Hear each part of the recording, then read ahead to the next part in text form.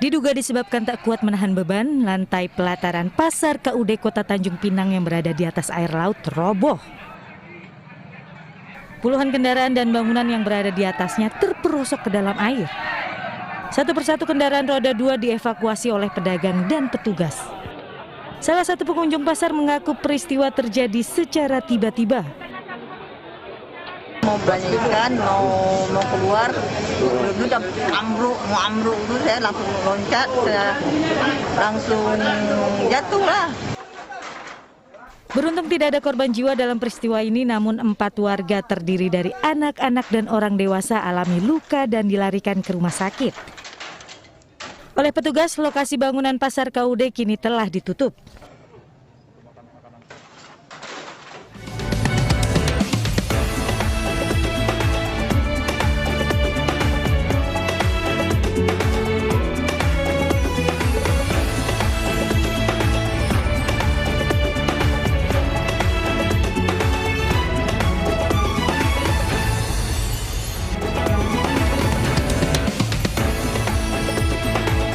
Selamat petang, selamat kembali bergabung di iNewsroom Weekend. Di akhir pekan ini kita akan membahas isu-isu fenomenal, kontroversial, dan krusial yang masih menjadi sorotan. Bersama saya, Abraham Silaban. Langsung saja kita awali iNewsroom Weekend.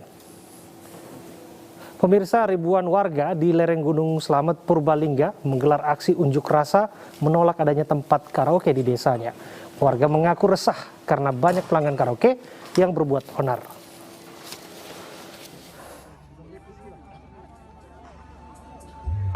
Ribuan warga desa Serang di lereng Gunung Slamet Purbalingga, Jawa Tengah melakukan long march menuju sebuah tempat karaoke yang berada di desa mereka.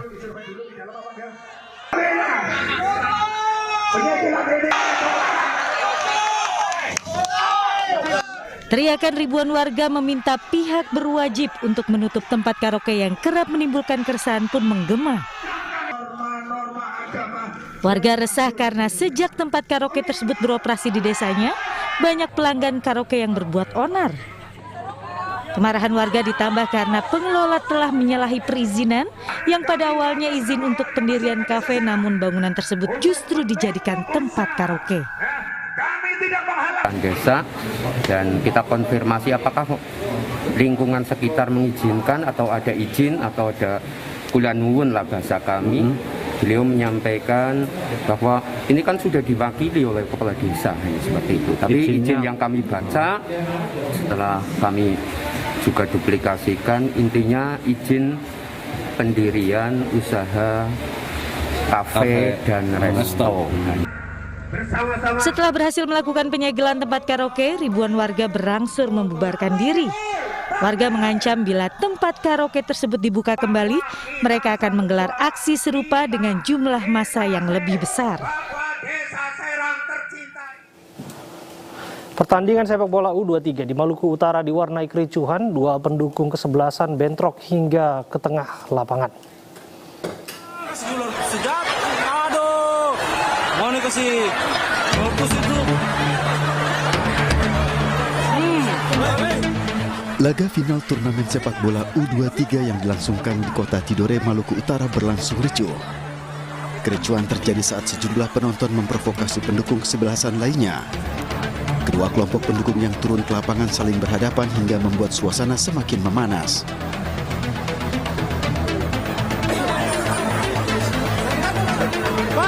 Untuk meredam suasana, personel TNI Polri dibantu panitia penyelenggara melerai kedua kelompok.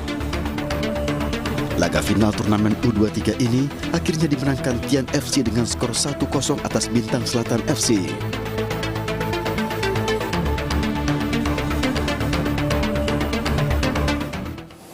Badan POM menemukan kopi berbahan kimia berbahaya dengan izin edar palsu. Produk kopi ini diketahui mengandung silnedafil dan paracetamol tanpa standar yang dapat menyebabkan resiko gangguan jantung hingga kematian.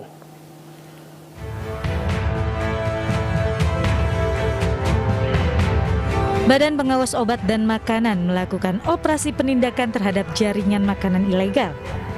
Sejumlah produk jamu dan minuman kemasan berbahaya berhasil disita. Salah satunya adalah produk kopi Viagra yang mengandung sildenafil, yakni obat disfungsi ereksi atau impotensi pada pria. Diketahui produk kopi Viagra tersebut menggunakan label dan izin BPOM palsu. Produk kopi tersebut beredar di wilayah Bogor dan Bandung. Efek peningkatan stamina yang drastis dalam waktu instan dapat beresiko gangguan jantung, kanker hingga kematian. Nah, ini bukan obat, ini adalah jamu, kemudian juga pangan, yaitu produk kopi yang seharusnya tidak boleh dilarang mengandung bahan kimia obat. Ya. Hasil operasi telah menemukan beberapa barang bukti, yaitu bahan produksi. Badan POM telah mengamankan 2 orang tersangka dalam produksi barang ilegal tersebut. Masyarakat diimbau untuk berhati-hati, utamanya dalam membeli jamu dan obat-obatan tanpa izin produksi yang jelas. Pemirsa, kita langsung saja tanyakan apa yang terjadi bersama dengan Muhammad Kasuri, pelaksana tugas Deputi Penindakan Badan POM. Assalamualaikum, selamat petang Pak Kasuri. Waalaikumsalam warahmatullahi wabarakatuh. Selamat petang Mas Abraham. Ya, semoga sehat selalu ya Pak ya. Amin, amin. Terima kasih. Pak, berbicara soal kesehatan, ini yang kita wanti-wanti sebetulnya. Orang lagi jaga kesehatan, termasuk mereka yang adiksi terhadap kopi. Sekali-sekalinya mereka kopi. Mereka harus menelan pil pahit bahwa di sana ada kandungan zat berbahaya. Sudah berapa banyak warga kita yang mengonsumsi kopi mengandung zat berbahaya yang dimaksud?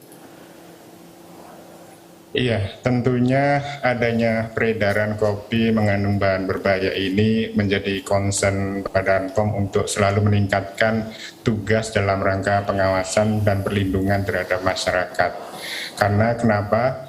Salah satu persyaratan di dalam pangan olahan maupun obat tradisional itu persyaratannya tidak boleh mengandung obat dan tidak boleh mengklaim indikasi suatu tertentu, apalagi ini mengandung salah satu obat yang kategorinya obat keras, yang penggunaannya itu harus diawasi oleh dokter karena tadi itu resikonya juga sangat tinggi, sehingga tidak sembarangan. Nah, dengan adanya produksi ini ditambahkan obat, tentu yang karena yang memproduksi itu tidak menggunakan cara produksi yang baik, sarananya juga tidak memenuhi persyaratan, tidak ada kontrol kualitas, tentu ini potensi bahaya yang diterima masyarakat sangat besar. Iya, Pak Kasuri, Anda sedang ngopi? Suka. Suka ya Pak ya? Kita berbeda Pak, saya nggak suka ngopi Pak. Tapi saya khawatir buat siapapun pemirsa atau warga kita yang senang kopi, mereka nggak bisa membandingkan yang mana yang kopi disebutkan kopi yang asli, yang mana yang mengandung bahan kimia berbahaya Pak? Anda punya masukan?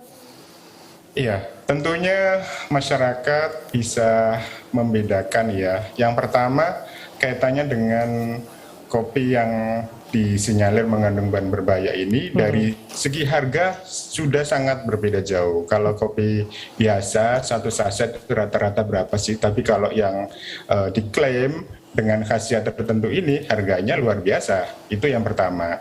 Kemudian yang kedua, tentu masyarakat juga harus memahami kalau ini mengandung obat tentu memiliki efek yang sangat instan. Kemudian iklannya juga berlebihan kaitannya dengan itu.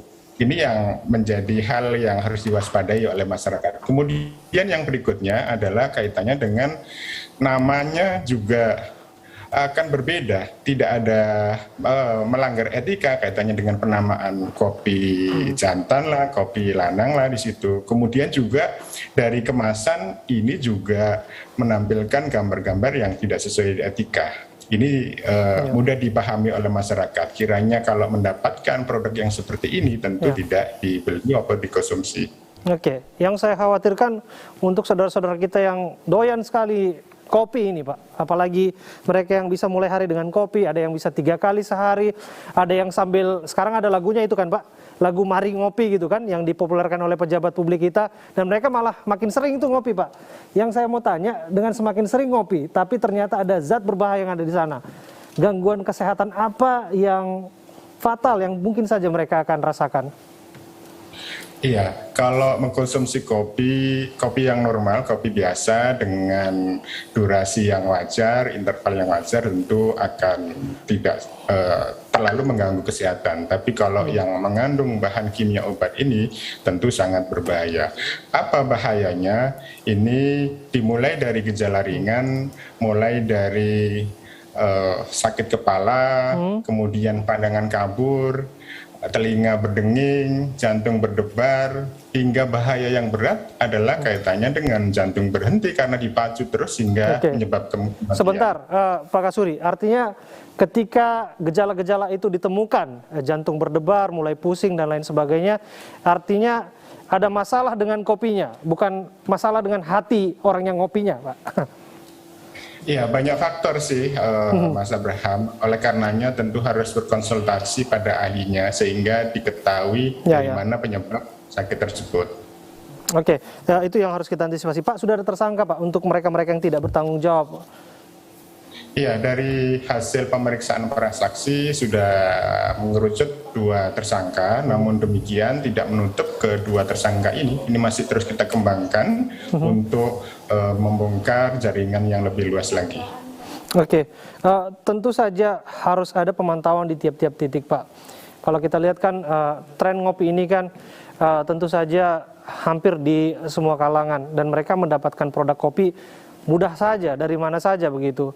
Dan hampir tidak ada waktu sebetulnya Pak untuk mengecek barcode ataupun kemasan dari kopi-kopi yang dimaksud ya Pak ya.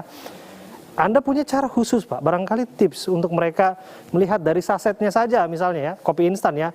Ini palsu, ini ada sesuatu yang salah dengan kopi yang akan disantap oleh mereka.